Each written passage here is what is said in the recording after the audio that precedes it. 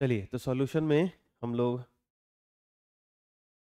अभी normality last class में पढ़े थे ना जी। नॉर्मलता। चलो, आज का टॉपिक है हमारा dilution of molarity. Dilution of molarity क्या चीज़ होती है? अगर मान लो कोई हमारे पास सॉल्यूशन है, कोई विलियन है, और उसकी कुछ मोलरता है, पता है हमें कुछ मोलैरिटी दी गई है, मोलैरिटी पहले से दिया है, तो उसके अंदर अगर आप सॉल्वेंट एक्स्ट्रा डाल दो, विलायक, तो उसकी जो मोलैरिटी है वो चेंज कर जाएगी। कैसे समझाता हूँ कि मान लो कि आप क्या बोलते हैं, हम लोग मान लो कोई बर्तन है और इसमें 2 लीटर पानी है, और इसके अंदर जो है सो कि मान लो 2 मोल कोई सॉल्यूट है, कोई डिले है। ठीक है, अब मैं क्या करूँ, सॉल्यूट 2 लीटर में 2 मोल डाल करके मैंने ऐसे एक सोल्यूशन बना दिया। अब मैं आपसे पूछूंगी इसकी मोलारिटी बताओ, मोलरता। तो मोलरता कैसे फाइंड आउट करते हैं? अगर मोलरता, हाँ, number of moles of solute, तो सॉल्यूट का मोल 2 है, और बटा volume of solution in litre, तो लीटर में ही दिया मैंने, कट गया, कितना आ गया, 1 m। तो 1 m बोलेंगे, 1 मोलर बोलेंगे। और वैसे भी समझ में आ रहा है कि 2 लीटर में 2 मोल, तो 1 लीटर में कितना, 1 मोल। अरे बोलो है ना, अगर 2 लीटर से सोल्यूशन है और उसमें 2 मोल सॉल्यूट है कि नहीं? ठीक है, मतलब ये पूरा मिल करके 2 लीटर है, सॉल्यूट और सॉल्वेंट मिलके। तो अभी क्या है कि 2 लीटर सोल्यूशन में 2 मोल अगर सॉल्यूट है, तो 1 लीटर में 1 मोल सॉल्यूट होगा, तो मोलरता 1 m हो गया। अब यहाँ पे जैसे मान लो कि मैं क्या करूँ, एक्स्ट्रा क्या कर दूँ, इसके अंदर सॉल्वेंट ऐड कर दूँ, जैसे पानी और ये सॉल्यूट मिला करके मैंने बनाया था ऐसा कुछ जो भी। अब अगर मैं क्या करूँ यहाँ पे कि सॉल्वेंट एक्स्ट्रा डाल दूँ, जैसे 1 लीटर इसके अंदर और मैं डाल दूँ, तो फिर फाइनली ऐसा कुछ हो गया, मान लो ये 3 लीटर हो गया, लेकिन मैंने सॉल्यूट बढ़ाया नहीं। तो अब अगर मैं सोचूंगा तो मैं तो ऐसे सोचूंगा कि अगर मान लो कि टोटल सॉल्यूशन 3 लीटर हो गया, तो 3 लीटर सॉल्यूशन अगर है, तो उसमें सॉल्यूट कितना रहा, 2 ही रहा। फिर 1 लीटर में मोलारिटी तो 1 लीटर में डिफाइन होती है, तो 1 लीटर में कितना होगा, 2/3। अब तो 2/2 नहीं होगा कि 1 आ जाए, 2/3 हो जाएगा, तो कितना आ गया, 0.6 m। 6 हाँ या ना, बोलो। 0 पॉइंट कितना रहेगा, 6 6 या 6 7 कर सकते हो, अंततः यही कर सकते हो आप। ये मोलारिटी आ गई, तो 1 से कम हो गया कि नहीं हो गया, तो मोलारिटी कम हो जाती है। तो जब हम, ध्यान रखना, जब भी किसी सॉल्यूशन में सॉल्वेंट को ऐड करते हैं, विलायक को जोड़ते हैं, एक्स्ट्रा डाल देते हैं बाद में, तो उसकी मोलारिटी डिक्रीज कर जाती है। और जब मोलारिटी घटती है तो हम कहते हैं कि वो जो सॉल्यूशन है वो डाइल्यूट हो गया, जिसको हिंदी में कहते हैं तनु। क्या कहते हैं? तनु का मतलब जैसे पतला होना, जैसे कोई चीज़ गाढ़ा है। अब आप कोई वो क्या ले लिए, पानी ले लिए, उसमें चीनी अच्छा खासा मात्रा में आपने घुला रखा है, तो आपको क्या, थोड़ा सा वो चलाने वालाने में दिक्कत होता है, थोड़ा सा वो गाढ़ा टाइप का हो जाता है। ठीक है, जैसे हम लोग ना घर में चीनी का वो रस वस बनाते हैं ना, तो नॉर्मल जो पानी होता है काफ़ी पतला होता है, लेकिन चीनी डालकर अच्छे से, ज़्यादा अच्छा खासा मात्रा में, तो क्या हो जाता है, थोड़ा गाढ़ा। तो क्या हो गया, वो थोड़ा मतलब मोटा हो गया, उसको हम लोग क्या बोलेंगे, इंग्लिश में कंसनट्रेटेड बोलते हैं, और हिंदी में बोलेंगे सांद्रित। क्या बोलेंगे? क्योंकि उसमें सांद्रण ज़्यादा हो गया, उसमें सॉल्यूट की मोलरिटी ज़्यादा हो गई। तो अभी क्या है, उस सॉल्यूशन की मोलरिटी अधिक है।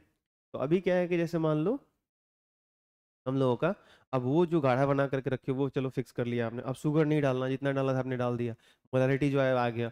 अब उसके अंदर आप एक्स्ट्रा पानी डाल दो, तो फिर से क्या हो जाएगा, वो पतला हो जाएगा। और पानी डाल दो और पतला हो जाएगा। तो सॉल्वेंट ऐड करते जाओगे, ऐड करते जाओगे, तो जो सॉल्यूशन होता है वो तनु होते जाता है, डाइल्यूट होते जाता है। और अगर मोलारिटी के टर्म में बात करें तो हम कहते हैं मोलारिटी उसकी डिक्रीज करती है, कम होती जाती है। इसी को हम लोग कहते हैं डाइल्यूशन ऑफ मोलारिटी। आई बात समझ में? तो किसी सॉल्यूशन की जो मोलारिटी होती है, डाइल्यूट कब होती है, कम कब होती है, डिक्रीज कब करती है, जब उस सॉल्यूशन में हम क्या ऐड कर देते हैं, एक्स्ट्रा सॉल्वेंट अलग से ऐड कर देते हैं।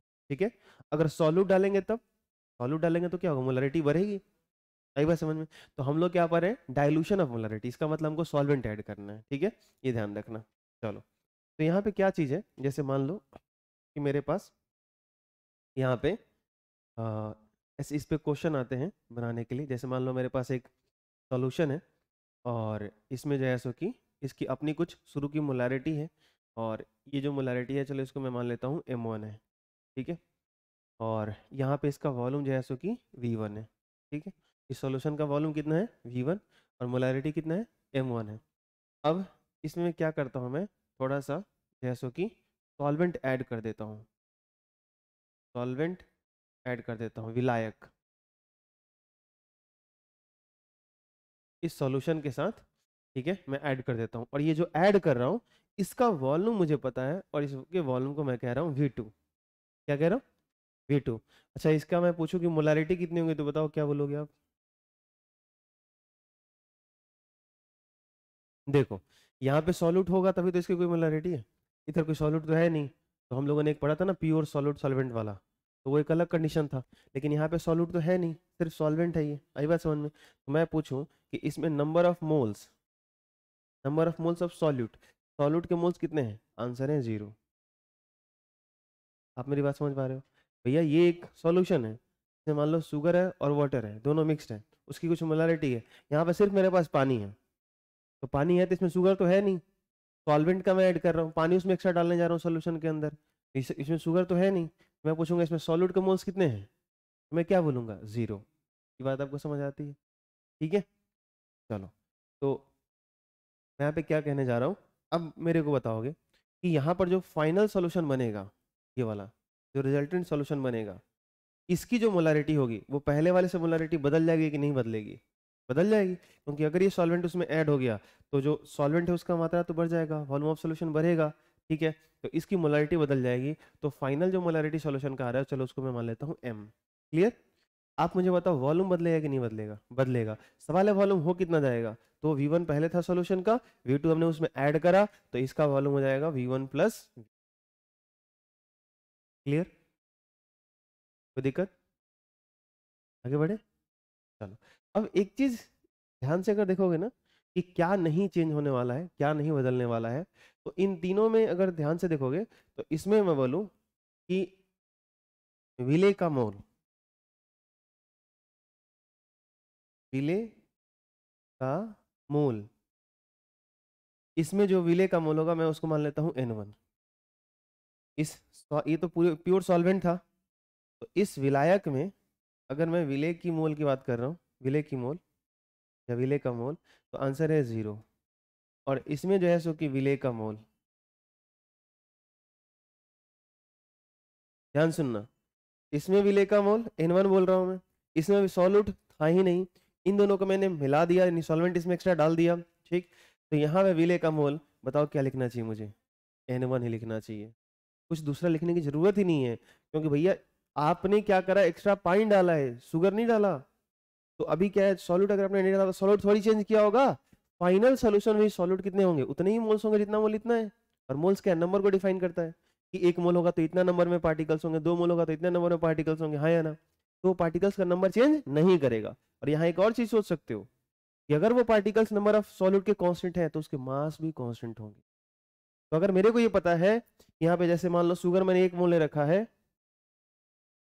और शुगर का मोलर मास कितना होता है, 180, नहीं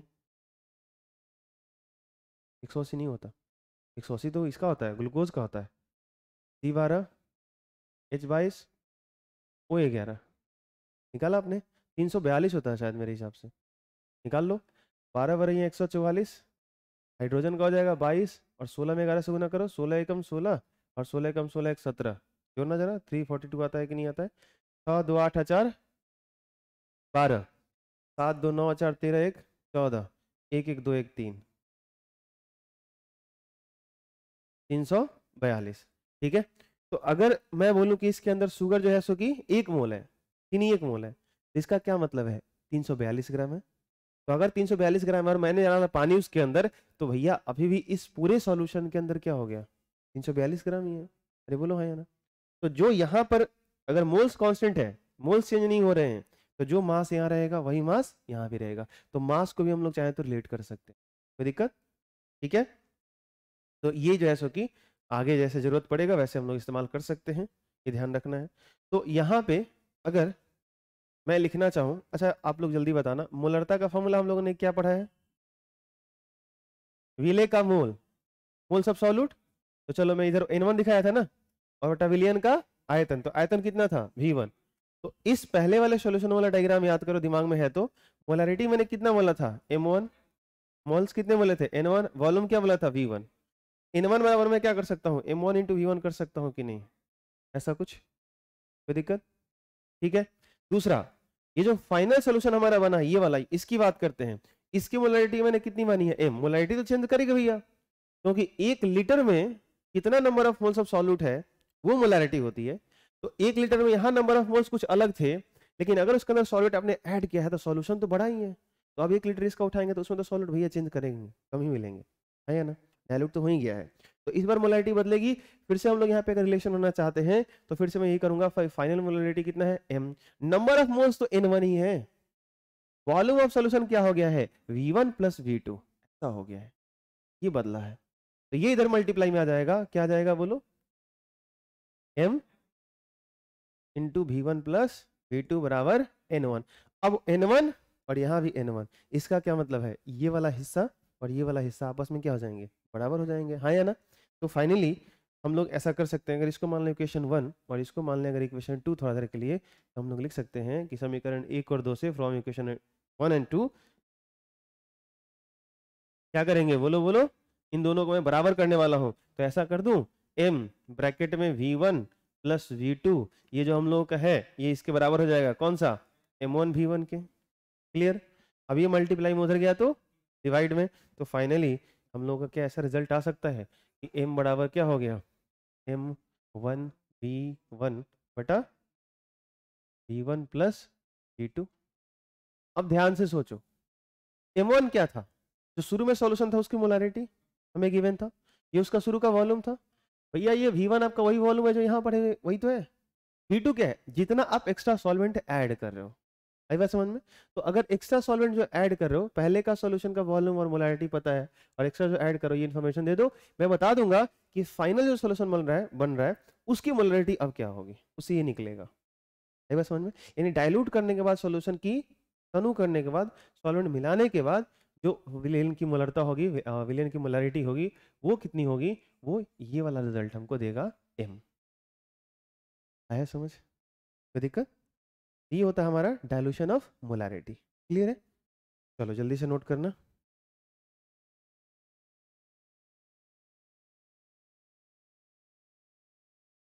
आगे देखना, मोलैरिटी ऑफ मिक्सिंग। अब देखो इसमें क्या है कि दो केस डिस्कशन होता है, जिसमें से पहला हम लोग ये पढ़ेंगे फॉर नॉन रिएक्टिंग। इसका ये मतलब हुआ कि दो ऐसे सॉल्यूशन होंगे जिसमें कोई केमिकल रिएक्शन नहीं होगा अगर उनको हम मिलाते हैं तो, ठीक है। जैसे मान लो कि हमने कोई सॉल्यूशन ले रखा है A और दूसरा सॉल्यूशन ले रखा है B। अब इसके अंदर कोई अलग सॉल्यूट प्रेजेंट है, इसके अंदर कोई अलग सॉल्यूट प्रेजेंट है, और ऐसा हो रहा है कि हम दोनों सॉल्यूशन को मिला दिए, ठीक है। अभी क्या था, डाइल्यूशन था, तो डाइल्यूशन में कोई प्रॉब्लम नहीं है। डाइल्यूशन में क्यों प्रॉब्लम नहीं है, क्योंकि आप क्या कर रहे हो कि आपके पास एक इनिशियल सॉल्यूशन है, ठीक है, और इसके अंदर आप कर क्या रहे हो कि आप सॉल्वेंट को ऐड कर रहे हो। तो पहले जो सॉल्वेंट था उसी सॉल्वेंट की मात्रा को बढ़ा रहे हो, तो रिएक्शन होने का चांस ही नहीं बनता है। पहले मैं बोलूँ, यहाँ पे मान लो नमक और पानी का मिश्रण है, एग्जाम्पल के लिए नमक पानी ले रहा हूँ, चाहे कुछ भी हो, दो चीजें कोई भी हो। अब मैं बोलूँ कि मेरे पास इसमें सॉल्वेंट ये है, पानी है, और इसमें पानी की मात्रा में और बढ़ा रहा हूँ, तो पानी की मात्रा बढ़ाने से थोड़ी ना हुआ कि नमक और पानी में रिएक्शन होना शुरू हो जाएगा। अगर रिएक्शन होना होता तो पहले ही हो रहा होता, क्योंकि पहले भी पानी और नमक तो साथ में थे। आप मेरी बात समझ पा रहे हो। तो नमक और पानी को लेकर मत सोच, जैसे मान लो कि दो कंपोनेंट हैं ए और बी, नहीं पता इनके बारे में, लेकिन ए और बी कोई दो कंपोनेंट है, ये दोनों मिलकर के एक सॉल्यूशन बना रहे हैं, और इसमें मान लो थोड़ी देर के लिए कि ए आपका सॉल्यूट है और बी आपका सॉल्वेंट है। अब मैं कह रहा हूँ कि बी की मात्रा बढ़ा रहा हूँ, तो बी की मात्रा बढ़ाने से ए और बी का रिएक्शन थोड़ी ना शुरू हो जाएगा, क्योंकि अगर रिएक्शन होना होता तो सॉल्यूशन में पहले कौन थे, ए और बी तो पहले थे ही। अरे बोलो हाँ या ना, क्लियर है, ठीक है। तो यहाँ पे जनरली ये बात करना है कि इधर कोई रिएक्शन वगैरह नहीं है, तो डाइल्यूशन के लिए प्रॉब्लम नहीं है। प्रॉब्लम ये है कि मान लो मेरे पास ये कोई सोल्यूशन है कंटेनर में, ऐसा ही मेरे पास क्या हुआ कि एक और मैंने सोल्यूशन लिया, ठीक है, एक और मेरे पास सोल्यूशन है ये, और इसके अंदर भी जैसे ए और बी है ऐसा कुछ, यहाँ भी बी सॉल्वेंट है और ए सॉल्यूट है। अब इन दोनों को मैं अगर मिक्स कर दूं, इन दोनों को आपस में मिला दो, इन दोनों सॉल्यूशन को एक साथ कर दो, तब भी कोई रिएक्शन पॉसिबल नहीं है, क्योंकि जैसा सॉल्यूशन ये है वैसा ही सॉल्यूशन ये है। इसकी मोलैरिटी अलग है, इसकी मोलैरिटी अलग है। तो मैं ये जानना चाहता हूं कि दोनों को मिलाने के बाद अगर एक और सॉल्यूशन हम बनाते हैं फाइनल सॉल्यूशन, तो उसकी मोलैरिटी क्या होगी? इसको हम लोग बोलते हैं मोलैरिटी ऑफ मिक्सिंग। दो अलग अलग मोलरता वाले विलियनों को, मैंने क्या बोला, दो अलग अलग मोलैरिटी वाले सॉल्यूशन को, मोलरता वाले विलियन को अगर आप उसमें मिला दिया जाए तो फाइनल जो सॉल्यूशन बनेगा उसकी मोलैरिटी क्या होगी, ये हमें यहाँ पर फाइंड करनी है। आई समझ में? तो पहला वाला जो आपने बोला डाइल्यूशन ऑफ मोलैरिटी, उसमें और इसमें क्या फर्क है? उसमें बस इतना सा अंतर है कि आप सिर्फ सॉल्वेंट को इसमें मिला रहे थे, इस बार सॉल्यूट सॉल्वेंट का एक मिक्सचर है, इसकी अपनी भी कुछ मोलैरिटी है और इस सॉल्यूशन को ही एक सॉल्यूशन के साथ मिक्स कर रहे हो। नहीं आ रहा समझ में? क्लियर? थोड़ा सा डिफरेंस कर लेना। फिर भी इसमें भी दो कैटेगरी बना, क्या कि इनका और इनका कोई रिएक्शन होने वाला नहीं है। ये बात समझ में? हाँ, अब इसके अंदर मान लो कि ये ए और बी में नहीं लेता, कोई जो है सो कि सी प्लस डी टाइप का लेता, तो हो सकता था इनका कोई रिएक्शन होता या नहीं भी होता, नहीं होता तो अलग मैटर होता। लेकिन अगर मान लो कि ए प्लस बी और सॉल्यूट है, इसमें सी प्लस डी चीज मिल के आपने बनाया है, तो हो सकता है कि इसका ए और सी आपस में रिएक्ट कर जाए, तो रिएक्शन होने वाला होगा। तो देखो उसकी मोलैरिटी अलग तरीके से निकलेगी, वो रिएक्शन आपको लिखने पड़ेंगे, फिर आपको देखना पड़ेगा कि इसका एक मोल इसके एक मोल के साथ मिलकर के क्या बना रहा है, नहीं बना रहा है, वो पूरा डेटा आपको समझना पड़ेगा रिएक्शन से, बैलेंस वैलेंस करके बहुत सारी उसमें कहानियां इन्वॉल्व हो जाएगी। ठीक है, तो फिलहाल हम लोग उसके लिए पढ़ना चाहते हैं, वो पढ़ना है हमें जो नॉन रिएक्टिंग होते हैं, जैसे ए प्लस बी वहां भी है, ए प्लस बी यहाँ भी है, जैसे नमक पानी यहाँ भी है, नमक पानी यहाँ भी है, या पानी के साथ वाटर के साथ मान लो हमने NaOH ले लिया कोई भी, फिर यहाँ भी ले लिया पानी और फिर ले लिया NaOH, इस टाइप का। हाँ, इसकी मोलैरिटी जैसे कि मान लो मैंने लिख दिया 2m, इसका लिख दिया मैंने 4m। 2m का मतलब अगर इसका मैं 1 लीटर इसमें से निकाल लूं, हमेशा याद रखना जितने भी कंसंट्रेशन टर्म पड़े हो वो सब एक संदेश देते हैं, मैसेज आपको देते हैं। वो कभी नहीं कहते कि भैया 1 लीटर में वो जो है सो कि 2 मोल है, तो भैया वो क्या बोलते हैं, बस वो एक मैसेज देते हैं कि अगर इस सॉल्यूशन में से 1 लीटर निकालो तो 2 मोल उसमें सॉल्यूट मिलेंगे। वो मैसेज देते हैं, संदेश देते हैं आपको। ये थोड़ी बोलते हैं कि 1 लीटर में 2 ही वो ऐसा नहीं बोलते वो कि आपका सॉल्यूशन ही 1 लीटर है, ऐसे थोड़ी बोलते वो। आप सॉल्यूशन आधा लीटर भी ले सकते हो, कोई सॉल्यूशन आधा लीटर है उसकी मोलैरिटी 2m हो सकती है, 5m हो सकती है। आप मेरी बात समझ पा रहे हो मैं क्या कहना चाहता हूँ? बस ये मैसेज देते हैं कि अगर 1 लीटर होगा तो उसमें solute number of moles of solute कितने होंगे, विलय के मोलों की संख्या 2 मोल होगी। अब आपका सॉल्यूशन 1 मोल है कि 5 मोल है कि 10 मोल है, उससे क्या फर्क पड़ता है? मेरी बात आपको समझ आ रही है? ठीक है, जैसे मैंने परसेंटेज वेट बाई वेट बताया था कि अगर किसी सॉल्यूशन का कंसंट्रेशन है परसेंटेज वेट बाई वेट 12%, 12%, तो वो एक मैसेज देता है कि अगर आप सॉल्यूशन 100 ग्राम लेके आते हो तो उसमें 12 ग्राम सॉल्यूट मिलेगा। इसका ये मतलब थोड़ी है कि सॉल्यूशन ही 100 ग्राम है। आप बात समझ रहे हो ना? 1 लीटर सॉल्यूशन ले लो, 1 kg ले लो, 2 kg ले लो, 5 kg ले लो, लेकिन अगर उसका कंसंट्रेशन 12% है, इसका मतलब है कि हर 100 ग्राम में 12 ग्राम सॉल्यूट है। दूसरे 100 ग्राम उठाओ फिर उसमें 12 ग्राम मिलेगा, तीसरा 100 ग्राम उठाओ फिर आपको 12 ग्राम सॉल्यूट मिलेगा। तो वो एक संदेश देता है, ये आपका सॉल्यूशन चाहे कितना भी लीटर हो, अगर मैंने इसकी मोलैरिटी बोली 2m है, तो इसका संदेश ये है, इसका मैसेज ये है कि भैया इसका 1 लीटर इसमें से निकालोगे तो उसमें number of moles of solute कितने मिलेंगे, 2 मोल। विलय के मोलों की संख्या कितनी होगी, 2। क्लियर?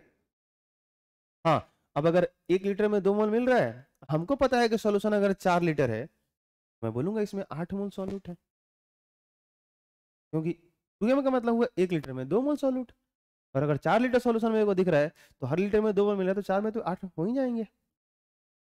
एक एक नियम लगा लो, यूनिटरी मेथड लगा लो, है या ना? क्योंकि इतना तो इतना इसलिए तो कितना, है या ना, होता है ना, वो कर लो आराम से आ जाएगा। ठीक है, तो ये कहानी पूरी चलने वाली है इसके अंदर। तो यहाँ पे क्या बोला गया, दो अलग अलग विलियनों, विलियनों हो गया, विलियनों के मिश्रण से बने विलियन की मोलरता जो आपस में अभिक्रिया ना करे। तो इस केस में हम लोग क्या करने वाले हैं, चलो यहाँ पर बना लेते हैं, फिर से एक बार डायग्राम बना लेते हैं। तो थोड़ा बड़ा बना देता हूँ, क्यों बना रहा हूँ बड़ा, आप समझ गए होंगे क्यों, बताइए। हाँ, 2 मिलेंगे तो वॉल्यूम तो बढ़ेगी ना, ऐसा कुछ इसलिए बना रहा हूँ। तो अभी जो है सो कि ये जो हमारा क्या बोलते हैं सॉल्यूशन है, इसकी मोलैरिटी है मान लो m1, इसका वॉल्यूम है v1 और इसमें नंबर ऑफ मोल्स है n1। इसकी मोलैरिटी है m2, इसका वॉल्यूम है v2, इसमें number of moles of solute है n2। अलग मानने पड़ेंगे, क्योंकि इसमें तो है, ठीक है। हो सकता है क्वेश्चन में सेम ही दिया हो, वो अलग मैटर करता है, वो अलग बात है, ठीक है। अब जो है सो कि यहाँ पे हम लोगों को अगर इन दोनों को मिला रहे हैं तो फाइनल जो सोल्यूशन बनेगा उसकी मोलारिटी m, वॉल्यूम जो बनेगा ये तो हम आसानी से बोल सकते हैं भैया v1 प्लस v2 होने वाला है। एक और चीज बोल सकते हो आप, number of moles n1 plus n2 होने वाले हैं सॉल्यूट के, हाँ या ना? क्लियर है सबको? ठीक है, तो ये आपका जो है सो कि ये मोलरता है, जहां भी m दिख रहा है m1 m2 m सभी मोलरता है, ये भी मोलरता है, ये भी मोलरता है। ये सॉल्यूशन ए का है, सॉल्यूशन बी का है, ये फाइनल सॉल्यूशन का है, ठीक है। और ये v किसको रिप्रेजेंट कर रहे हैं? आयतन को, विलियन का आयतन, ठीक है। और ये मोल्स को, विले का mole, number of moles of solute. Clear है? अब अगर मैं एक चीज सोचूं जो मैं बता रहा था कि अगर इन दोनों को आप मिलाते हो तो देखो क्या क्या चेंज हो रहा है, मोलैरिटी बदल जाएगी, ठीक है। फाइनल सॉल्यूशन के अंदर m1 m2 से इसका कुछ डिफरेंट रिजल्ट आएगा, इस m का वैल्यू v1 v2 यहाँ पे था, उसका वॉल्यूम v1 था, इसका v2 था, मिला दिया तो वॉल्यूम चेंज हो ही जाएगा। बचेगा कौन? n1 n2। क्या होगा अगर इसके अंदर 2 मोल सॉल्यूट थे ना, इसके अंदर 3 मोल था ना, तो ये तय है कि ये 5 होगा। तो नंबर ऑफ मोल्स जो फाइनल होगा वो भी इंक्रीज करेगा, चेंज होगा, लेकिन कहने का मतलब है इसको सीधे ऐड करेंगे और ये सीधे एडिशन के बराबर होगा, जैसे वॉल्यूम को ऐड करके आपने यहाँ पे लिख दिया है। अरे बोलो हाँ या ना? तो अभी मैं क्या करने वाला हूँ, अगर इन तीनों को मैं रिलेट करूँ तो जरा पिछले पन्ने पे आना और वापस देख के बताओ कि मोलरता बराबर होता क्या है? Number of moles of solute by volume of solution in litre, m बराबर n बटा v होता है। तो अगर मैं इसी कॉन्सेप्ट के यहाँ पे इस्तेमाल करूँ तो इन तीनों को आपस में कैसे रिलेट कर सकता हूँ बताओ आप? क्या मैं ऐसे नहीं कर सकता n1 बराबर m1 v1? बोलो हाँ या ना? नहीं कर सकता क्या? यहाँ कर सकता हूँ n2 बराबर m2 v2? कंफ्यूजन नहीं ना हो रहा है? देखो मोलरता बराबर होता है m बराबर v n बटा v होता है, n बटा v होता है। तो वॉल्यूम को, सॉल्यूशन के वॉल्यूम को विलियन के आयतन को उसके मोलारिटी से मल्टीप्लाई कर दोगे तो नंबर ऑफ मोल्स उसके अंदर सॉल्यूट के कितने मिल जाते हैं। तो मैं वही कर रहा हूँ। तो number of moles of solute के लिए मैं क्या कर रहा हूँ, मोलारिटी और वॉल्यूम को मल्टीप्लाई कर रहा हूँ। तो इसकी मोलारिटी m1 है, इसका वॉल्यूम v1 है, मल्टीप्लाई कर दिया, नंबर ऑफ मोल्स के इक्वल हो गया। तो यहाँ n1 बराबर m1 v1 हो गया, यहाँ पे क्या हो गया n2 बराबर m2 v2 हो जाएगा। क्लियर? ठीक है, तो इसका मैं इस्तेमाल कर रहा हूँ, दिक्कत हो तो बताना मेरे को। यहाँ बताना जरा, इसमें नंबर ऑफ मोल्स कितने हैं? n1 plus n2। क्लियर है आपको? अरे बोलो भैया। ठीक है, तो यहाँ पे जो है सो कि हम लोग क्या कर सकते हैं, तो ये नंबर ऑफ मोल्स टोटल बराबर क्या लिखना चाहिए मुझे बता दोगे? m into v1 plus, clear? अब देखना यहाँ पे n1 प्लस n2 है ना, यहाँ n1 बराबर कुछ है हम लोगों का, क्या है? m1 v1, n2 क्या है? m2 v2। n1 और n2 की जगह वो वैल्यू उठा के आप रख दो तो क्या दिखेगा हम लोगों को? ऐसा दिखेगा। n1 की जगह मैं रख देता हूँ m1 v1, क्या रखता हूँ? m1 v1। n2 की जगह बोलो m2 v2 बराबर, इधर क्या था बताओ?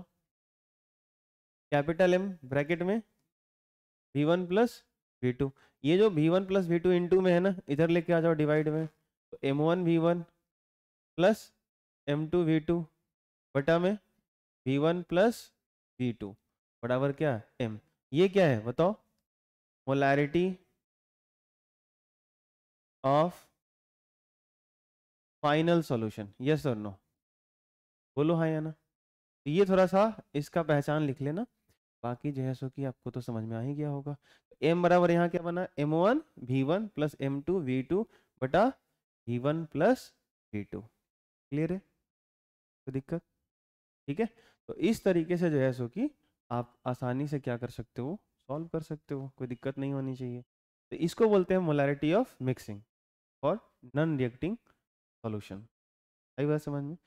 वैसे दो विलयन जो आपस में अभिक्रिया नहीं करते हैं, रिएक्शन नहीं करते हैं, उनकी जब मोलैरिटी मिक्सिंग होती है तो कुछ फाइनल सॉल्यूशन का मोलैरिटी यहाँ से निकल के आता है, ऐसे निकालते हैं। चलो कंप्लीट करेंगे।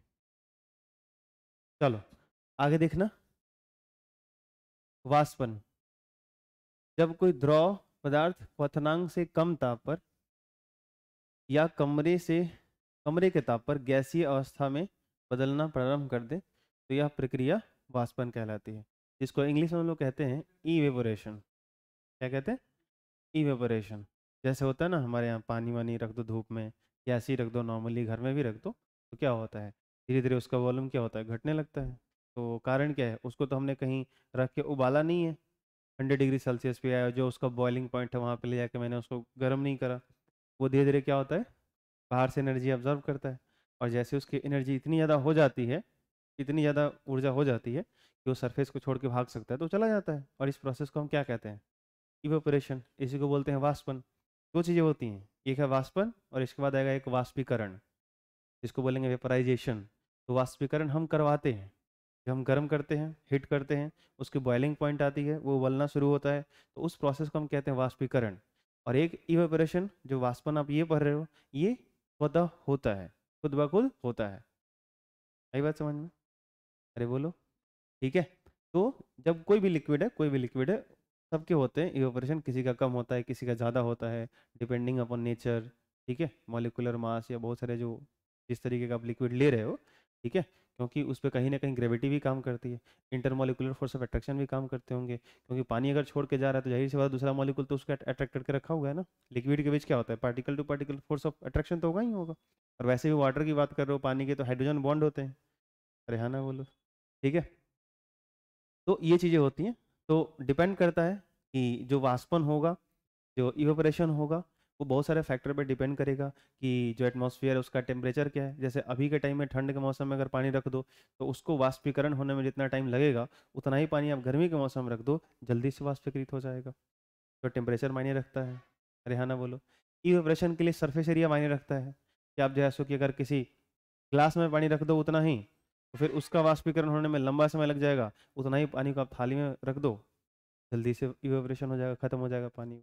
सही बात समझ में? तो उसको सरफेस एरिया आप कितना दे रहे हो, वो उस वक्त उस एटमॉस्फेयर का सराउंडिंग का टेम्परेचर क्या है, वो जो मटेरियल है वो उसकी प्रॉपर्टीज़ क्या है, उसका नेचर क्या है, वो किस तरह का है, किस तरह के पार्टिकल से बना है, यानी उसके इंटरनल जो पार्टिकल्स के बीच का फोर्स है वो कितना स्ट्रांग है, वीक है, ये सब मैटर करने लगता है।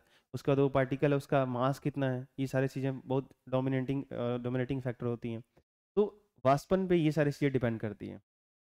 यहाँ द्रव स्वयं ही गैसीय अवस्था में परिवर्तित होते हैं। यहाँ वही बात ध्यान रखना है कि वाष्पन में, इवेपोरेशन में जो लिक्विड होता है वो स्वतः मतलब खुद ही वो गैसीय अवस्था में वो चेंज हो रहा होता है। हम उसको गैसीय स्टेट में ले नहीं जा रहे हैं अपनी एनर्जी दे करके। आई बात समझ में? वो सराउंडिंग से क्या कर रहा है, एनर्जी को ऑब्जर्व कर रहा है, पार्टिकल की एनर्जी बढ़ रही है। ठीक है, ऐसे आप सोच सकते हो। देखो यहाँ पे जैसे मान लो एक बर्तन है, ठीक है, और यहाँ पे इसको अगर एनर्जी इसके अंदर कोई मान लो कि आपने वो लिक्विड ले रखा है। अब इसमें क्या होता है कि थोड़ा सा ध्यान रखना, पार्टिकल्स यहाँ भी हैं और पार्टिकल्स सरफेस पे भी हैं।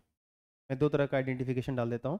जो सरफेस पे पार्टिकल है उनको मैं व्हाइट व्हाइट से दिखा देता हूँ। मान लो लिक्विड का ये लेयर है, ठीक है, तो ये रहा हम लोगों का लिक्विड का सरफेस वाला पार्टिकल और एक अंदर वाले पार्टिकल। तो जो अंदर वाले पार्टिकल होते हैं ना, इसके चारों तरफ पार्टिकल्स ऑलरेडी मौजूद हैं। तो ये क्या करता है, फोर्स इधर भी लगा रहा है, इधर भी लगा रहा है, इधर भी लगा रहा है, इधर भी लगा रहा है, इधर भी, चारों तरफ से फोर्स लग रहा होता है।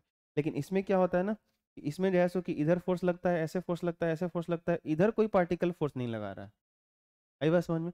तो अनबैलेंसिंग फोर्स हो जाता है। फोर्स क्या होता है, अनबैलेंस हो जाता है। और वैसे भी जो सरफेस पे पार्टिकल होते हैं, उनकी जो एनर्जी होती है, उनकी जो एनर्जी होती है वो एनर्जी हाई होती है, और जो अंदर होते हैं उनकी एनर्जी लो होती है। आप एक चीज़ देखना, ऑब्जर्व करोगे समझ में आ जाएगा। मैं बताता हूँ। जब आप पानी गर्म करोगे ना, ऐसे जब हम गर्म करने जाते हैं, तो जब नीचे से किसी पार्टिकल को जब हीट मिलता है, गर्मी मिलती है, एनर्जी मिलती है, और उसकी एनर्जी जब बढ़ती है तो पार्टिकल नीचे बैठा नहीं रहता, वो ऊपर चला आता है। पानी निकलते हुए देखो, होता है ना ऐसे बर्तन के अंदर, हाँ कि ना?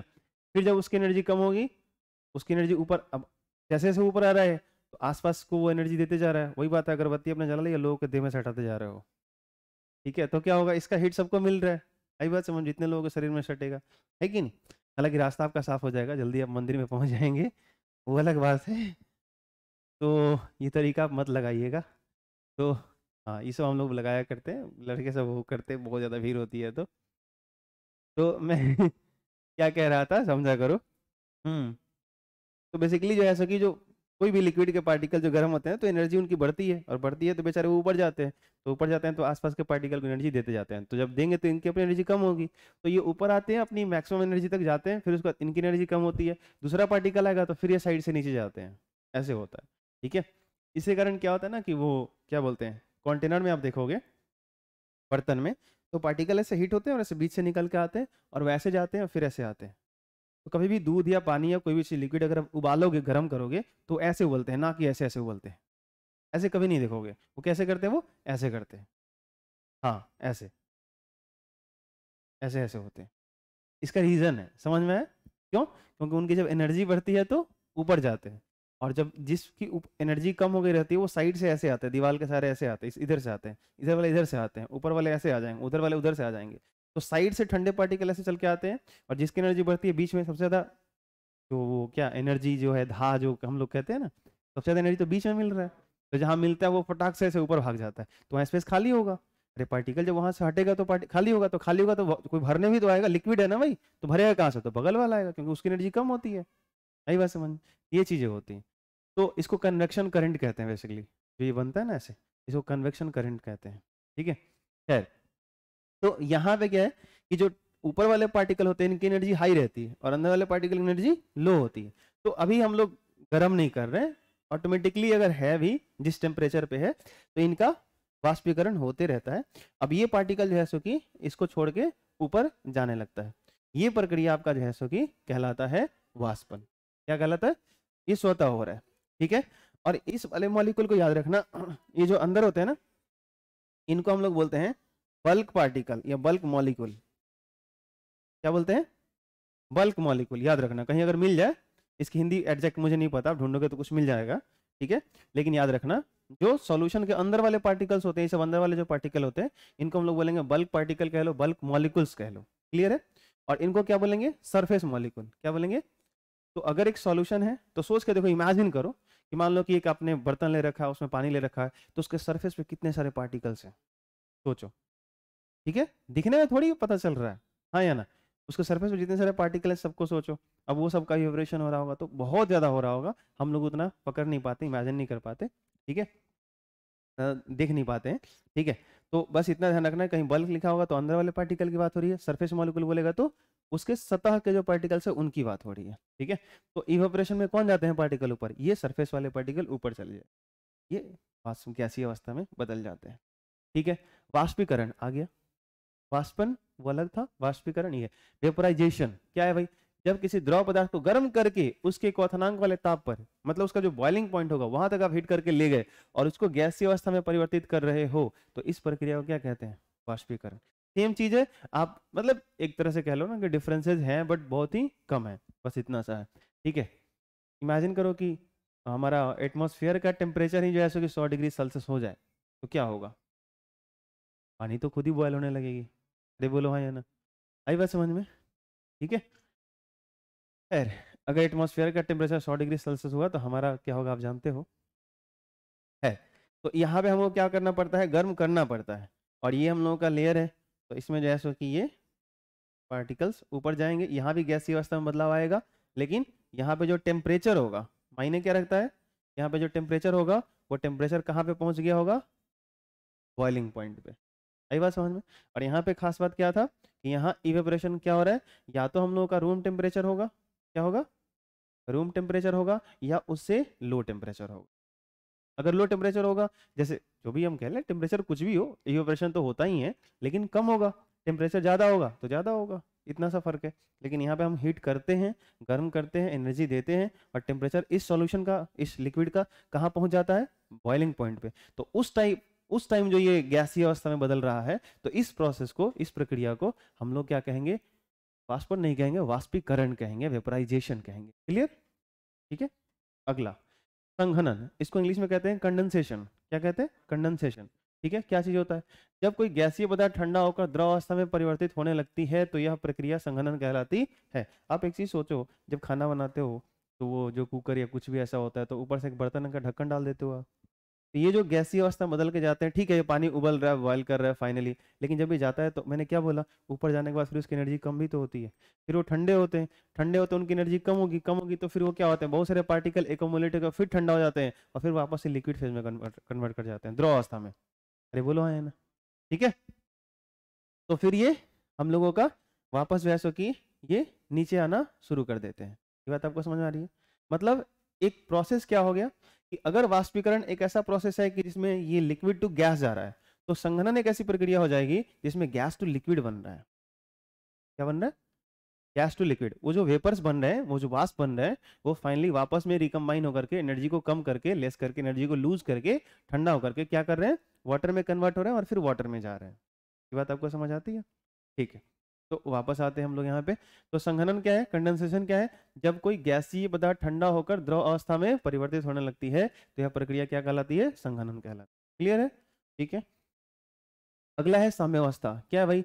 जब वाष्पन की दर संघनन की दर के बराबर हो जाए। ध्यान से सुनना, अभी देखो यहाँ पे क्या लिया गया? वाष्पन, वाष्पीकरण नहीं। जो पहला पढ़ा है उसकी चर्चा हो रही है। जो स्वतः होता है, रूम टेम्परेचर पे होता है या उससे लोएस्ट टेम्परेचर पे होता है, आई बात समझ में?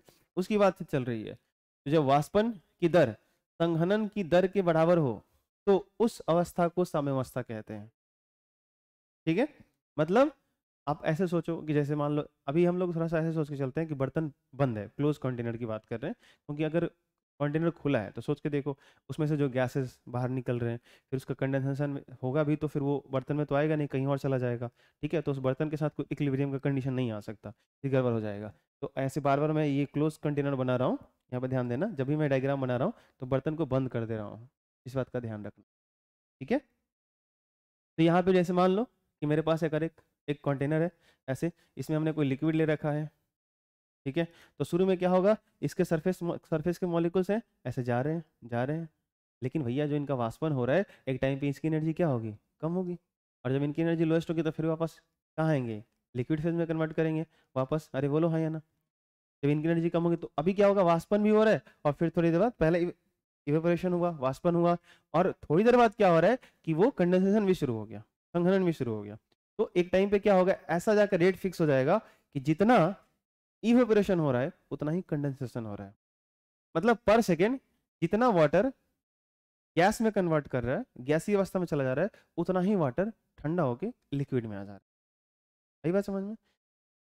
नहीं आ रहा समझ? ये बात समझ आई आपको?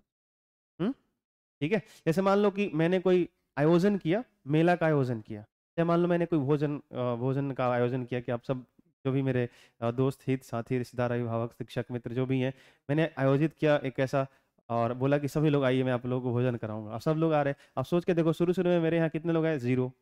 आना भी जैसे ही खाना खाना शुरू टाइम होता है ना भाई, ऐसा थोड़ी है 4 बजे से कोई आकर बैठा होगा कब खिलाई हुआ, ऐसा थोड़ी ना होता है यार। ठीक है, टाइम होगा ना 7 बजेगा, 8 बजेगा, सब लोग आना शुरू करते हैं। तो पहले क्या था? 0। सोच के देखो, एक टाइम ऐसा होता है क्या कि वो 10 लोग आए, 20 लोग आए, 50, इंक्रीज कर रहा है। ये करते करते क्या हुआ? अब जो लोग खा ले रहे हैं बैठे थोड़ी रहेंगे, वो जाएंगे भी। तो क्या होगा? एक टाइम पे जितने लोग आ रहे हैं उतने लोग जा रहे हैं। समझ में आ रही बात? वो जो स्टेज है, और फाइनली क्या होगा? एक बार जब चले जाएंगे तो फिर वो खत्म कहानी है।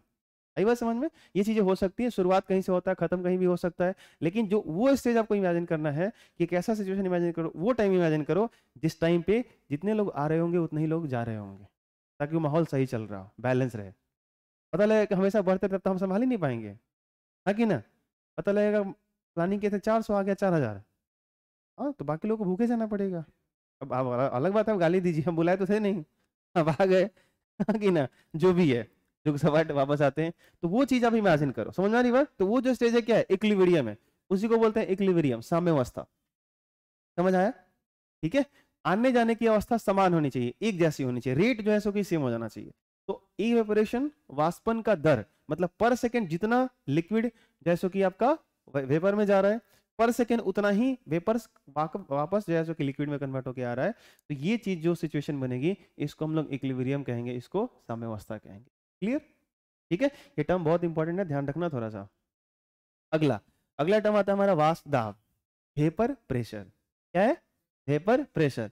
साम्यावस्था की स्थिति में अब देखो, वेपर प्रेशर कब डिफाइंड किया जा रहा है, ये टर्म मायने रखता है आपके लिए। साम्यावस्था की स्थिति में, तो जैसे ही साम्यावस्था सुनाई दे, अच्छा ठीक है, लिक्विड से वेपर में जा रहा होगा, वेपर भी लिक्विड में आ रहा होगा, ये रेट कांस्टेंट होगा। ये बात आपको समझ में आ रही है? मतलब उस टाइम पे मैं कह सकता हूं कि उस बर्तन के अंदर कुछ वेपर्स मौजूद हैं हर टाइम पे। अगर मान लो इक्विलिब्रियम है तो मैं आपसे पूछूं कि बताओ इस बर्तन में, अरे लिक्विड तो है ही है, लिक्विड तो वेपर में कन्वर्ट कर रहा है यार, लिक्विड तो है ही है, लेकिन मैं बोलूं कि इक्विलिब्रियम अगर है तो उस कंटेनर में वेपर्स है कि नहीं है? अरे है ना भाई, बात आपको समझ आती है? ठीक है, तो साम्यावस्था की स्थिति में द्रव सतह के ऊपर जो लिक्विड का सरफेस है उसके ऊपर, लिक्विड के अंदर तो वेपर्स जाएंगे नहीं, उसके लिए हाई प्रेशर लगाने पड़ेंगे। गैस को लिक्विड के अंदर डिसॉल्व करना होता है तो प्रेशर बहुत हाई करने पड़ते हैं, ठीक है, वो अलग कहानी है, हेनरी लॉ में पढ़ेंगे। साम्यावस्था की स्थिति में द्रव सतह के ऊपर वाष्प द्वारा उत्पन्न किया गया दाब वाष्प दाब कहलाता है। सोचना जरा ध्यान से, पहले एक चीज सोचो, जब ये सरफेस वाले मॉलिक्यूल्स ऐसे थे, ठीक है, कोई वेपर्स नहीं था, जीरो, यहाँ पे जीरो था, सोचना जरा, कोई वेपर्स नहीं था, ऐसे लिक्विड मैंने डाला, अभी तुरंत बर्तन को बंद किया, कोई वेपर्स नहीं थे, लेकिन सराउंडिंग का टेम्परेचर इसको मिला, एनर्जी मिली, पार्टिकल्स का वेपरेशन, वो इवेपोरेशन हुआ, वाष्पन हुआ, इसमें कुछ गैसेस भर गए, कुछ गैसेस भर गए। ये बात अलग है कि फिर गैसेस भर गए, फिर ठंडा होकर लिक्विड में आ रहे हैं, ये गैस में जा रहा है, फिर लिक्विड में आ रहा है, ये इक्विलिब्रियम आ गया। तो बताओ मेरे को, पहले शुरू में इसमें कोई वेपर्स नहीं था, बाद में थोड़ी देर बाद इक्विलिब्रियम आ गया, साम्यावस्था आ गया, साम्यावस्था आ गया तो कुछ वेपर्स आ गए। अब ये वेपर्स इस स्पेस में एक प्रेशर क्रिएट कर रहे होंगे, नहीं कर रहे होंगे? अरे बोलो हाँ या ना? इधर के दीवार पे, ऊपर के दीवार पे, इधर के दीवार पे, इस लिक्विड के सरफेस पे भी प्रेशर लगा रहे होंगे, नहीं लगा रहे होंगे? तो साम्यावस्था की स्थिति में जब इक्विलिब्रियम आ गया होगा, इनका आने जाने का रेट कांस्टेंट हो गया होगा, सेम हो गया होगा, उस टाइम जो ये वेपर्स बने हुए हैं, इस सरफेस पर जो प्रेशर लगा रहे होंगे, वाष्प, ये जो वाष्प है ना, जो दाब लगा रहा होगा, प्रेशर लगा रहा होगा, उसी को क्या बोलेंगे? वाष्प दाब बोलेंगे। सोचो ना, अपने आप समझ में आएगा फर्क कि जब वेपर्स नहीं थे तो इस सरफेस के ऊपर, इस लिक्विड सरफेस के ऊपर कौन सा प्रेशर था? नहीं था ना। ज्यादा ज्यादा बोलोगे तो क्या था? उसके अंदर एयर था, ऐसा कुछ। अरे बोलो हाँ या ना? या वैक्यूम, अगर मान लो वहां पे कुछ नहीं है तो किसका प्रेशर होगा? किसी का प्रेशर नहीं होगा। अरे बोलो हाँ या ना? बात समझ आती है? ठीक है, होगा सर एटमॉस्फेरिक प्रेशर। अरे भाई, एटमॉस्फेरिक प्रेशर इस बर्तन पे पहले लगेगा, ठीक है। अब यहाँ पे अगर वैक्यूम क्रिएट कर दोगे तो प्रेशर ये इतना हाई है कि हो सकता है बर्तन कमजोर हो तो पचक जाए। सही बात समझ में? वो अलग मैटर करता है। लेकिन मान लो बर्तन मजबूत है, हमने ऐसे पूरा निकाल दिया है, तो फिर क्या होगा? फिर क्या होगा? इस लिक्विड के ऊपर कोई प्रेशर नहीं है, तो इसका जो अपना वेपर्स बनेगा वो प्रेशर लगाएगा कि नहीं लगाएगा? ये कुछ समझ में आती है बात?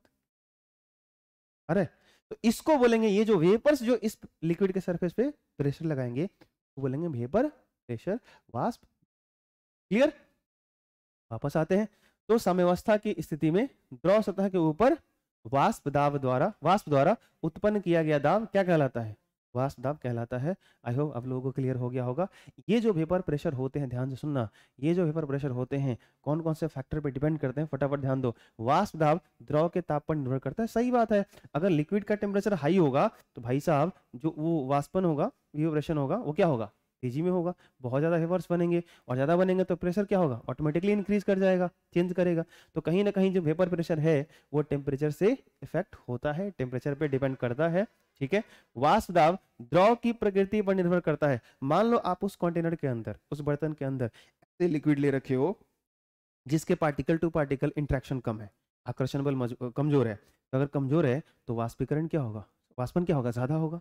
और ज्यादा होगा तो वेपर्स क्या बनेंगे? ज्यादा बनेंगे। ज्यादा बनेंगे तो गैस ज्यादा होंगे उसी के अंदर, तो प्रेशर क्या होगा? ज्यादा। और याद रखना, सब भूल जाना, ये मत भूलना मेरे भाई, पी बराबर एनआरटी, ठीक है। सोच के देखो, आप ये चीज जानते हो, आर गैस कांस्टेंट है, टेम्परेचर मान लो कि अपने फिक्स कर दिया, रूम टेम्परेचर कांस्टेंट कर दिया, आर कांस्टेंट है। वॉल्यूम, जो लिक्विड सरफेस के ऊपर जो वॉल्यूम है वो भी तो कांस्टेंट है, वो थोड़ी ना चेंज हो रहा है, वो भी तो कांस्टेंट है, जो स्पेस खाली है। तो वॉल्यूम कांस्टेंट है, ये कांस्टेंट है, बच गया कौन सा? प्रेशर और नंबर ऑफ मोल्स। तो सोच के देखो, जितने पार्टिकल्स गैसेस के अंदर, जितने नंबर ऑफ पार्टिकल्स बढ़ेंगे, मोल्स बढ़ेगा, और मोल्स बढ़ेगा तो क्या बढ़ेगा? प्रेशर बढ़ेगा। प्रेशर और नंबर ऑफ मोल्स का डायरेक्टली रिलेशन है। अरे बोलो हाँ या ना? तो ये मैटर करता है कि जो आप लिक्विड ले रखे हो उसके पार्टिकल टू पार्टिकल इंटरेक्शन कितने स्ट्रांग है और वीक है। अब आप सोच के देखो कि कोई लिक्विड हमने ले रखा और उसके पार्टिकल टू पार्टिकल बहुत स्ट्रांग इंटरेक्शन है, बहुत प्रबल, वो जैसे कि ये है, तो वाष्पीकरण उसका हो ही नहीं रहा है, वेपर से नहीं बनेगा, तो प्रेशर क्या लगाएगा? ये बात समझ में आ रही? ठीक है, तो यहाँ पर क्या हुआ? वाष्प दाब द्रव की प्रकृति पर निर्भर करता है, मतलब अर्थात द्रव के कणों के बीच लगने वाले आकर्षण बल पर निर्भर करता है। समझ में आया? आगे बढ़े। वाष्प दाब के ऊपर बर्तन के आकार एवं आकृति का कोई प्रभाव नहीं पड़ता है, थोड़ा सा ध्यान रखना, ये बात बहुत इंपॉर्टेंट है। ऐसा नहीं है कि आप जैसे कि बर्तन का अगर शेप चेंज कर दो, साइज चेंज कर दो, तो वो वेपर का जो प्रेशर होगा वो मैटर करने लगेगा, ऐसा कुछ नहीं होगा। उसके बर्तन के शेप और साइज से कोई फर्क नहीं पड़ेगा। ये बात समझ में है? ठीक है, जो पार्टिकल होंगे ना, सोच के देखो। अरे भाई, आप कहोगे सर एक अगर बड़ा बर्तन ले लेंगे तो क्या होगा? बड़ा बर्तन लेंगे तो सरफेस एरिया ज्यादा होगा, तो वॉल्यूम अगर ज्यादा उसको दोगे, ज्यादा वॉल्यूम मिलेगा तो ज्यादा वेपर्स भी बनेंगे, अगर छोटा बर्तन कर दोगे, सरफेस एरिया कम होगा, वेपोरेशन कम होगा, तो वॉल्यूम भी तो कम होगा। आई बात समझ में? तो साइज वगैरह मैटर नहीं करता है, ठीक है, ये ध्यान रखना। ये और भी आगे चल के स्पष्ट हो जाता है, लेकिन ध्यान रखना ये सब बात। अगला आता है राहुल का। यहाँ से रियल में हम लोग सॉल्यूशन के अंदर एंट्री करने वाले हैं। जैसे अगर आप सॉलिड स्टेट अगर चैप्टर सही से अगर याद हो, तो हम लोगों ने शुरू में जहाँ से वहाँ से यूनिट से जहाँ से स्टार्ट किया, एक तरह से कहो क्रिस्टलोग्राफी जहाँ से स्टार्ट किया, क्रिस्टल के बारे में उसके अंदर जाके पढ़ना शुरू किया था हम लोगों ने, ठीक है। तो वो जैसे सॉलिड स्टेट के अंदर जहाँ से शुरू होता है उसी तरह की कहानी है। उसके पहले भी कुछ हम लोग पढ़े थे कि सॉलिड कितने टाइप के होते हैं, 2 टाइप के होते हैं, उसका जो क्रिस्टलाइन है और फर्स्ट क्रिस्टलाइन 4 तरह के, उसमें सबका कैटेगराइजेशन किया था, एग्जाम्पल्स देखे थे, उसके प्रॉपर्टीज देखे थे। तो वैसे ही सारी कहानी जो अभी तक बेसिक बेसिक बातें थी और कंसंट्रेशन टर्म बेसिक था। यहाँ से आपका सोल्यूशन रियल में एंट्री मारता है राउल्ट का नियम। और ये राउल्ट का नियम किसको बताता है? तो इसी को बताता है जो यहाँ पे आप जो कहानी ये रचना रच रहे हो कि इक्विलिब्रियम वाले कंडीशन में ये जो वेपर्स बन रहे हैं, वेपर्स हैं, ये जो इसके ऊपर प्रेशर लगा रहे हैं, इस वेपर का प्रेशर कितना है।